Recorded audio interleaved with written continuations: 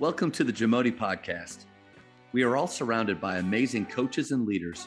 So let's get an inside look at not just what they do, but how they do what they do. After all, becoming the best versions of ourselves is Jamodi, just a matter of doing it. Coaches, the Jamodi podcast is powered by Ballogy. Manage and measure your players' skill development and increase accountability year-round utilizing the Ballogy app. Boost inter-squad competition with drills backed by the National High School Basketball Coaches Association, including a 40-shot Ballogy skills assessment. Please visit ballogy.com/teams for information on how you can provide this resource for your team. A kind of a unique situation that you're in with the last, 9 years? We're in college basketball as a player, GA, and then as a coach, or 10 years? Yeah, I guess, man, I have to get count. I started playing 10, 11 in college, did prep school first at West Point, left there, kind of had a roundabout path. Then I was at Louisiana Monroe for 2 years, playing Division I, then transferred to St. Ed's, got hurt, played 2 years for Coach Cook, then was his grad assistant, then left, went to Loyola University in New Orleans, my first full-time job as the assistant coach for Stacey Hollowell there. And then after a year, back to St. Ed's, and I was there 4 with Coach Cook. So yeah, about 10 years. Wow, there's a lot right there. I mean, that's probably a podcast in itself, as the journeys that he had. But what my point is being mainly in the college world for the last decade or so, and then going back to high school. You know, typically you got guys that are assistants in high school at some point. Or head coach in high school, they go to college and maybe they come back. What's been some of the big, kind of eye openers for you, or lessons that you've kind of learned going from college basketball as a player and coach for so long, right into the high school world as a head coach? Right. Yeah. I mean, a lot of it was just figuring out, like, first of all, you get these guys so much. Honestly, like, in Texas, we get our guys every day. I've got a freshman basketball period every day, and I've got a JV varsity period every day. So, like, seeing these guys every day, and, like, part of me worries that it's too much sometimes, Coach. Yeah. Honestly, I worry. I'm like, man, these guys have to hear my voice all the time, and that has been a huge adjustment for me, because even in college, we got 4 hours a week on the court. Division II, that's what we did. We got 4 hours a week, so we didn't see them as much, and it was kind of skill and older guys that just kind of get it, and they were all the best players on their team, so that I was used to that level. And now having to take over a program, and Bowie High School has 3,000 students, just under it, so one of the bigger schools in Austin, and varsity program, JV, freshman A, freshman B, and you're in charge of all of them, and then having to figure out a new group of coaches, like we got 60 something kids every day that they walk in the gym and they're like, what does that guy think today? 4 hours a week with 12 dudes compared to 60. It's that part has been unbelievable. So just trying to navigate that every day has been a huge adjustment for me, Coach. And we're lucky here, like at Bowie, we've got really, really good kids, high achievers, really smart, good families, all of that stuff, and they're super coachable. So we're really lucky with that. But on top of all that, I went from my entire focus every day was basketball, it was recruiting, it was practice, it was that sort of stuff. And now, like, you add a teaching load to it. Yeah. So I just trying to figure out how to navigate that, how to become a teacher, how to become a head coach, how to deal with a completely new staff, how to deal with 4 teams, run practice every day. My head was spinning last year, Coach. It was spinning. And on top of that, my wife and I had our first kid. Oh my goodness! I mean, it was just like horrible planning there, Coach. No. Oh, it was terrible. It was terrible, Coach. So last year was just about surviving and trying to get through. And I'm lucky. I've got a great athletic director, a principal that's super supportive, and so they hung with me and helped me through trying to figure out how to be certified while the year was going on. And we made it through, but I love where I'm at. I love the level. I love coaching this group of kids.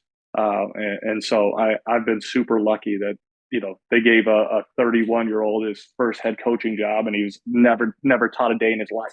That's big time, man. And obviously it speaks to your character I mean, the people in that town and that school, they knew you from going there. Obviously, the former coach probably gave you a really good recommendation. But you're right on the money. I think a lot of people feel like public school coaches have all this time. What a great job. They just coach basketball. No, when I was at McKinney High School for 5 years, basketball was the smallest part of my job. I had 5 English classes. I did volleyball, girls volleyball A and B for 3 years. It's like, and then that one little sliver was basketball. And obviously, as a varsity assistant, head coach, you have a little bit more. But one of the biggest reasons why I came to Grapevine Faith, not only I believe in the school and the mission, I never thought about going to private schools before. In fact, when I was at McKinney, they were like the enemy, and right. and right. And they're always got their arms around our kids and all this stuff. But at Faith, I love the mission, but they also said I wasn't qualified to teach here. And I said, you're absolutely right. So what am I going to do? And they said, we got some study halls for you. So I've got off periods and study halls in basketball. So it's like kind of living the dream. When I say that to people, they don't get it. Like, because of where I've been at Naaman Forest and at McKinney, I know what is out there. This is awesome. And so anyway, amazing. I appreciate you sharing that. I want to ask about their standards and pillars of your program, because like you said, as a first-time head coach, typically you're taking job. I was the third guy in 3 years here, so there had been some turmoil. And the guy before me did a good job. He took the Prestonwood, Coach Lovell took the Prestonwood job. And so it wasn't like it was in a bad place, but you're coming off of what, 32, you said 32 years at the same place. Yeah. How much of the culture that you played in, that the coach had, are you pushing on, continuing forward? How much of those standards and pillars are you bringing yourself? Right. No, you try to carry on like the things that made Bowie great, right? The things that made Coach Collier so successful, we try to carry on, right? We knew we were going to play hard. We knew we were going to be disciplined. All of the things that, like, these are the basics that we know we have to do to win, right? Yeah. We wanted to make sure we continued to do those, but also trying to make sure that I do things that, I've got to be me. It's got to, the program has to somewhat resemble the way that I like to operate. And so the biggest things for us, and it's just different. Obviously, a young coach versus a guy that is doing it for 32 years. Part of us are we're going to have some differences. So, our big things, Coach, like energy, effort, enthusiasm. Those are 3 things that are like, that's non-negotiable for us. Every day, you better bring it. You better come in. You better have great energy when you come into practice. Better be ready to play hard. You better give great effort, right, in everything we do. That's drills, that's scrimmages, that's in the classroom, all of those things. And then we want them enthusiastic. Our practices where Coach Collier was, the practices were a little more quiet. The guys were a little like, we just get in, we just operate, we get through practice, we do what we do, we go hard, we get out. We're trying to get, we want them to be loud. I hate when it's a quiet gym. I just don't operate well when it's a quiet gym. So we want our guys clapping, encouraging, talking, because there is part of it too, Coach. They've been in class all day.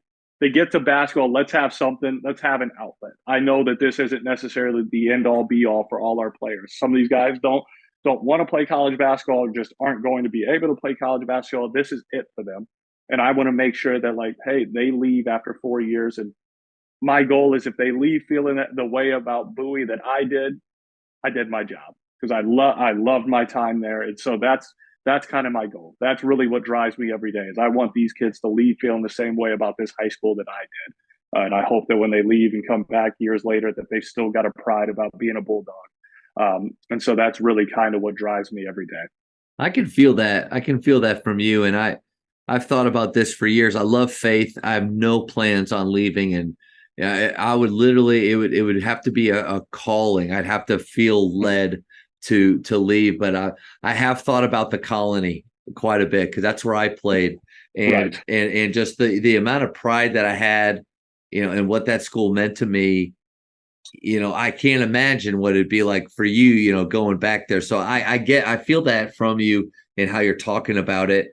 because you see some coaches, there's nothing wrong with changing jobs, obviously, but you see guys that year after year after year, they're changing, but they talk about each place like the same way.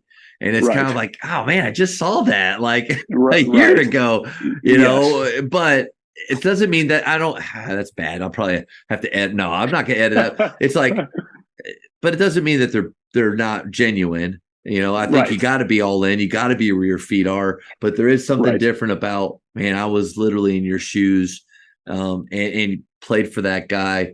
One thing I love. Go ahead. Sorry, it's there's a pride taken over from Coach Collier for me. Yes, there just is. Especially my relationship with him was even a little different from the other guys that played, just because I grew up in his house. Like I was going to his camp since I was in first grade. Like I was too young to even be in, and he was great for me for that. So like the fact that he endorsed me for this job, the fact that he supported me so much, he still comes back.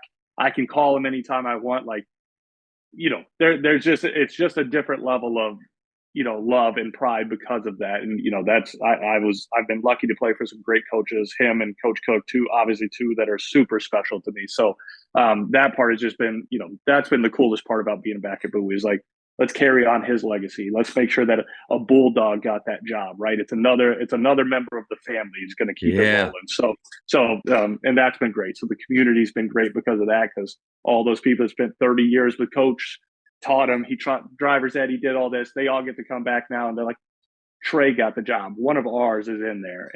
And so that's been great, because that's really helped us continue with the alumni support and all of that as well. So that's been huge for us. I like that you start with energy. And I guess the question is we're about a decade apart, in age. I'm 41, you're 31. So yeah, I'm a lot older, but I think at what point did it start to make the shift from energy and enthusiasm in a practice is wanted? Because early 2000s when I played, it was a quiet gym every day except for one voice yelling.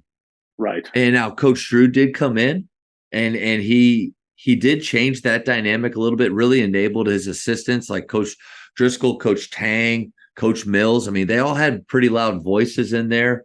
They did, like you mentioned, you want them to look forward and have fun. Like, what a great idea that basketball is a fun time for them it shouldn't feel like pre-cal. It shouldn't feel like physics. It should be like, this is basketball. We get to be here. Where do you feel like, or when did that make that shift happen? Where it became more of a premium to have those type of attributes in practice rather than that silent environment. Right. It's funny you ask, because for me, it was when I got to St. Ed's, because I again grew up where it was more of a, at Bowie, it was even more a quiet gym. I wasn't saying it was a dictatorship, but it was more of a quiet gym, because it was when Coach speaks, we listen, we lock in. That's what we do. My time in Louisiana, same thing. Keith Richard, who's a hell of a coach, same thing. When Coach speaks, we listen. It's pretty quiet. We know who's running the show here. When I got to St. Ed's, man, I just felt like when Coach was asking for energy, when we got to talk and we got to, encourage each other, when we got to celebrate each other's wins, like it brought back a love for basketball to me that I maybe, there is a point in college sometimes where like it can become a job. Like, man, we're lifting, we're doing all this. Like at some points, like, and when you're not winning very much, which we were not while I was playing Division I, we were not winning much. Sometimes it was like, man, this is tough. When I got to St. Ed's and we started doing that, like kind of clicked for me, like, man, I love being out here in this environment. Like this suits me. I'm energetic. I'm kind of fiery. I probably talk too much, but like, man, I get to go be myself out there. And so like practices were fun. We played every day. We got to, you got to see your boys, the beginning of practice while you're warming up. Coach was fine if you were talking, catching up with each other. So it didn't feel like, man, we're going to work. It's like, man, we get to go to practice now. Yeah. And so because I love that so much, now I've tried to take that and carry that over. And especially in the high school ranks, I think that's important because, again, not all of these guys are in this for lifelong basketball. Some are in it because they just like the sport. They like to be a part of a team. And the experience is a big part of this. There's only one team every year in each division that gets to hold up a state championship, and I understand that. So we've got to make sure that these guys leave and they feel good about the school. And I think if they're enjoying it, we're also going to get the most out of them later, because if they're in it every day, they look forward to being there. They're going to be more engaged. And I think because of that, we'll get more out of them when it is winning time. And so that's what we're trying to do right now. Coaches try to figure out how to keep letting them play, keep letting them enjoy it. And we're lucky that right now we've got a group that really loves to play too. So that makes practice special every day. I think it's a great reminder about the experience. Right. And even though you had that carrot in front of you dangling to play in college, I did too. Mm-hmm. I still had a great experience, and my high school coach was a huge part of that. Right. When I was with PGC for a few years, and I listened to a lot of those D3 players talk about their coach and their experience at that level. They talked about it with a fondness, like they loved their coach, they loved their teammates, they were brothers. I didn't have that experience. Right. And the experience really does matter. And at this level, I think for us not to be conscious of creating that type of environment where they do look back. There's not going to be perfect days, there's going to be some low times, but there's got to be a lot of high times too. And I'm going through this Jocko Willett book about extreme ownership right now, and how everything that goes wrong as a leader is our fault. Right. Everything. It's never, and when you take that type of ownership, I think we need to take that approach to the experience that our players are having and do our very, very best to create a good one for them. Yeah, I love that, Coach. And that's the goal every day. If they leave feeling good every day, you hope they go home, they're like, man, basketball was the best part of my day. Then I think that's a great way to go through it. And you know what? I feel like you can still be a tough coach and do that. I think you can still hold them to high standards and do that, because the moment that we start talking about experience and feelings and fun, I mean, I know like there's even a part of me that's like, you're just not serious then. Like, you're obviously not getting work done. You're probably not going to win. Like, it's true. A lot of those dudes that I've talked to that have won state championships, they talk about winning state championships. And then you hear about like Nick Saban, who says, hey, don't talk about winning. They talk about the process. I don't know. I think it's possible to talk about experience, joy, having fun, while maintaining a high level of discipline, high standards, and getting better. Yes. Yeah. And that's, our guys know, like, they know when it's time to go, it's time to go. And they know I'm going to get after them. They know we're going to confront anytime we're not meeting that standard. Oh, it's going to be confronted, and it's not always going to be nice. But I think it's important that they also feel comfortable enough, like, that guy still loves us. I still want him comfortable enough to be able to stop in the office and have those conversations. I don't want him scared of me. That's not what I want it to be. To me, it shouldn't be about fear. I want this to be a real, genuine relationship that goes beyond basketball. They're not all special relationships. Not all kids. They're not all going to connect like that. But 2 years in, I'm already lucky to have some that I'm like, man, that's a kid I'll talk to forever.